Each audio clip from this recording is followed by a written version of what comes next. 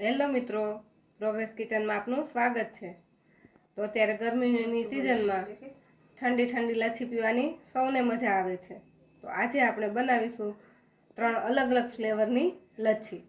તો લચ્છી બનાવવા માટે મેં અહીં 750 ગ્રામ દહીં લીધેલું છે અને આ દહીં ઉપર જે મલાઈ થઈ હોય તે મેં અલગ કાઢી લીધી છે એક વાટકીમાં, અને તેની સાથે જ મેં અહીં 200 ગ્રામ જેટલી ખાંડ લીધી છે।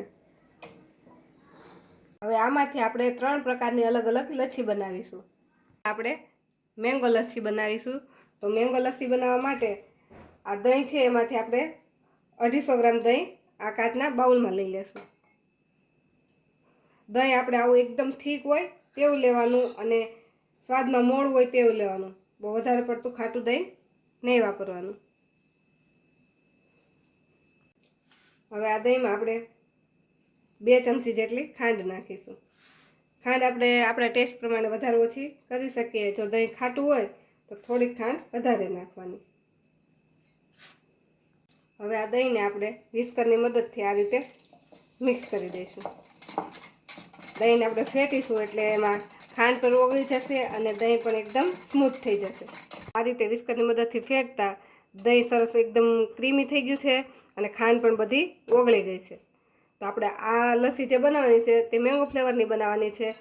જો આપણી પાસે પાકી કેરી હોય તો તેને પણ તમે ક્રશ કરી અને વાપરી શકો, અને કેરી ન હોય તો આ રીતનું જે રેડી સિરપની બોટલ આવે છે ક્રશ કે સિરપની, તે પણ તમે વાપરી શકો।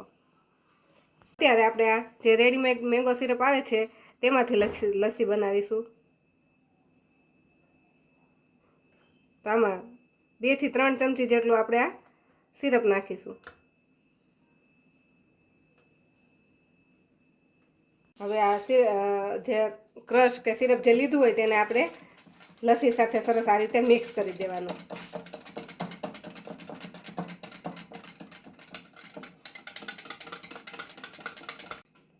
મેંગો ફ્લેવરની લચ્છી આપણી બનીને રેડી થઈ ગઈ છે। તો આ લચ્છીને આપણે ગ્લાસમાં લઈ લેશું। તો હવે આપણે મેંગો લચ્છીના ગ્લાસ ભરી લઈશું।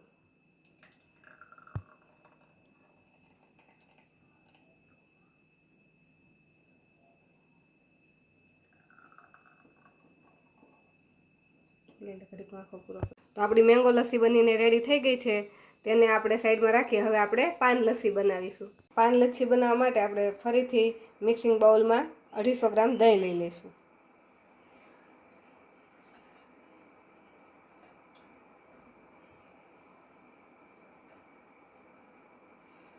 અને તેમાં આપણે 2 ચમચી ખાંડ નાખીશું।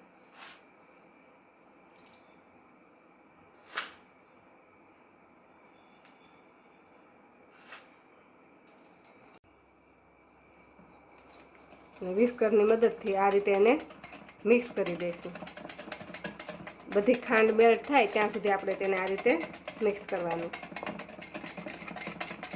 દહીં અને ખાંડ સરસ મિક્સ થઈ ગયા છે અને આપણી ખાંડ બધી ઓગળી ગઈ છે। હવે આ મિક્સરને આપણે થોડીક વાર માટે સાઈડમાં રાખીશું।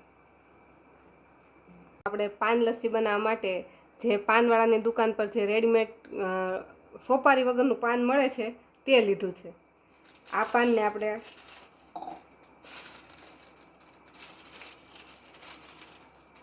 આ પાન સહિત જ આપણે મિક્સરની જારમાં નાખી દઈશું। તેના પર આપણે થોડું દહીં નાખીશું, જેનાથી આપણું પાન બધી જે વસ્તુ છે એ સરસ પીસાઈ જાય।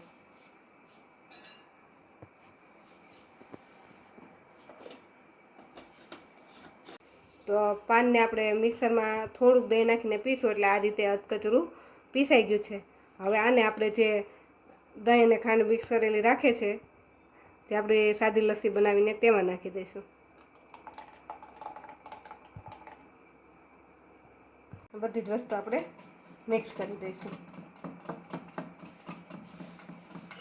આ લચ્છીનો ટેસ્ટ એકદમ સરસ લાગે છે અને ખાવામાં પણ એકદમ અલગ ટેસ્ટ આવે છે।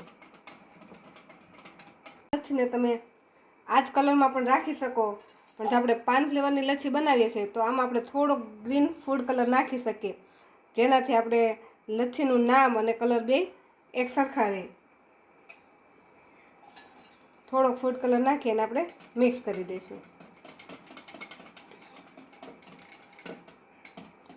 તો આપણે આ પાન લચ્છી જે બની ગઈ છે તેને પણ આપણે ગ્લાસમાં સર્વ કરી લઈશું.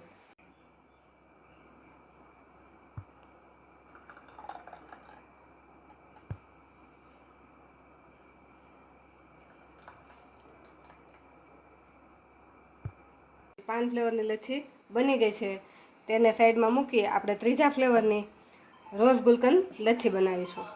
ત્રીજા ફ્લેવરની લચ્છી બનાવીશું તે આપણે રોઝ અને ગુલકંદની બનાવીશું. તો આપણે જે 750 ml દહીં લીધું હતું તેમાંથી આપણે 2 વાર વાપરી લીધું અને હજુ આપણે 250 ml દહીં બચેલું છે. તો આ બધું જ દહીં આપણે આ લસ્સીમાં વાપરી નાખીશું. આપણે ફરીથી 2 ચમચી ખાંડ નાખીશું અને વિસ્કરની મદદથી મિક્સ કરી લઈશું. આ બધા બેચ તમે એક સાથે બનાવી લો અને પછી તેમાંથી અલગ અલગ ફ્લેવર બનાવો તો પણ ચાલે. સાદી લચ્છી બનાવીએ તે તો બધામાં સેમ જ હોય છે. તો બધી જ સાદી લસ્સી સાથે બનાવી પછી એના 3 ભાગમાં ડિવાઈડ કરી અને 3 ફ્લેવર એડ કરી દો તો પણ ચાલે. ત્રીજી લચ્છી પણ બની ગઈ છે. હવે તેને પણ આપણે ગુલકંદ અને રોઝથી બનાવીશું. તો એક મિક્સરની જારમાં આપણે 2 ચમચી જેટલો ગુલકંદ લઈ લઈશું અને આ રીતે થોડીક સૂકા ગુલાબની પાંદડી એમાં નાખીશું. સૂકા ગુલાબની પાંદડી ન હોય તો તમારી પાસે લીલો ગુલાબ હોય ફ્રેશ તો તે પણ નાખી શકો. એમાં આપણે જે લચ્છી બનાવીને રાખેલી છે તે નાખીશું. આને આપણે મિક્સરમાં એકદમ ક્રશ કરી લઈશું. આ રીતે આપણે ગુલકંદ અને રોઝને પણ પીસી લીધા છે. તેને પણ આપણે લચ્છીમાં નાખી દઈશું.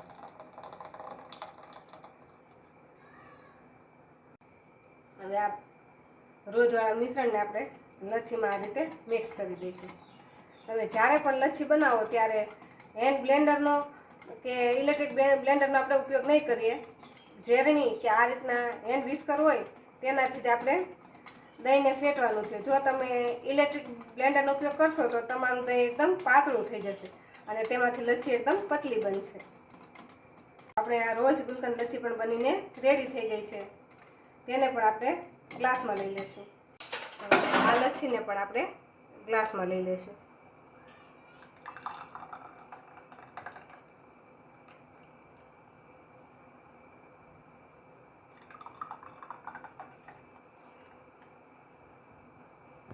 તો હવે આપણે આમાં 2 થી 3 ક્યુબ આઈસ ક્યુબ નાખી દઈશું એટલે આપણી લચ્છી એકદમ સરસ ઠંડી બને.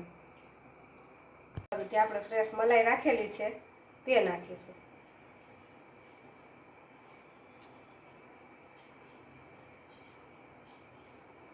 આપણે થોડીક આ રીતે સૂકા ગુલાબની પાંદડી નાખી દઈશું. હવે આપણે મેંગો લસ્સીને ગાર્નિશિંગ કરી લઈશું. તો તેમાં પણ આપણે પહેલાં બરફના ટુકડા નાખીશું. તેના પર આપણે મલાઈ નાખી દઈશું. તેના પર આપણે થોડુંક મેંગોનું સિરપ નાખી દઈશું.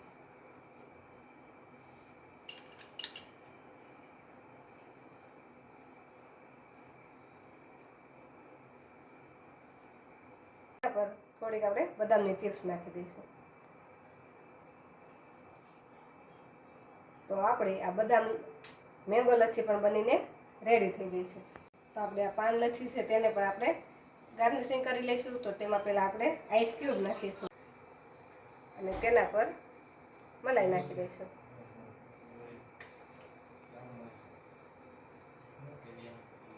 પર આપણે તૂટી ફૂટીથી તેનું ગાર્નિશિંગ કરી લઈશું. તો આપણે આ 3 ફ્લેવરની લચ્છી બનીને રેડી થઈ ગઈ છે. જો તમને અમારો આ લચ્છીનો વિડીયો ગમ્યો હોય તો અમારા વિડીયોને લાઈક કરો અને પ્રોગ્રેસ કિચન ચેનલને સબસ્ક્રાઈબ કરો.